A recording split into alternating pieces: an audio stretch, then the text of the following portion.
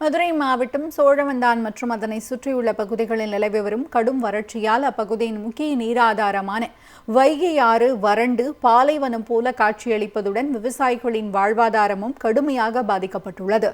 சோழவந்தான் பகுதியில் பல ஆயிரக்கணக்கான ஏக்கர் பரப்பளவில் தென்னை, வாழை, நெல், கொய்யா மற்றும் பல்வேறு காய்கறி வகைகள் பயிரிடப்பட்டு வருகின்றன. இப்பகுதியை சுற்றியுள்ள 50க்கும் மேற்பட்ட கிராம மக்கள் வைகை ஆற்று நீர்ப்பாசனத்தையும் அதன் மூலம் கிணறு, நிலத்தடி நீரையும் நம்பியே விவசாயம் செய்து வருகின்றனர்.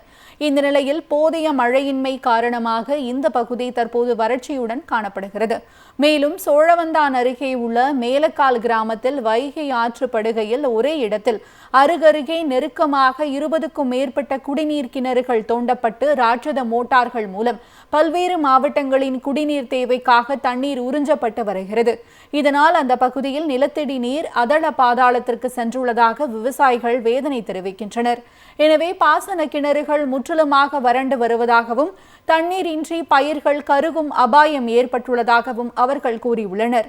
எனவே அரசு உடனடியாக தலையிட்டு வைகை ஆற்று பாசன பகுதியை முறையான நீர் மேலாண்மை செய்து விவசாயிகளின் வாழ்வாதாரத்தை பாதுகாக்க வேண்டும் என்று விவசாயிகள் வலியுறுத்தியுள்ளனர். கவர்மெண்ட்டுக்குன்னு ஒரு டிஸ்டன்ஸ் இத்தனை கிலோமீட்டருக்கு ஒரு கிணறு அமைக்கணும்னு ஒரு இது இருக்கு.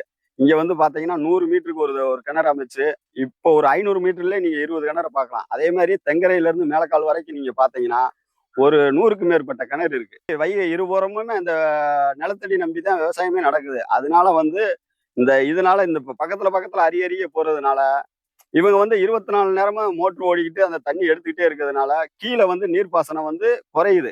ஒரு ஏக்கருக்கு வந்து தென்னையில வந்து 2500 காய் விவசாயிகள் எடுக்கலாம். இன்னைக்கு வந்து இந்த நிலத்தடி நீர் குறைறதுனால தண்ணி பற்றாக்குறையினால 600 காயை எடுக்கிறது பெரிய விவசாயம். வாழையெல்லாம் ரொம்ப சாகுது. நெல்லெல்லாம் போட முடியல. 2 போகம் 3 போகம் போட வேண்டிய விவசாயங்கள் இன்னைக்கு பண்ண முடியல.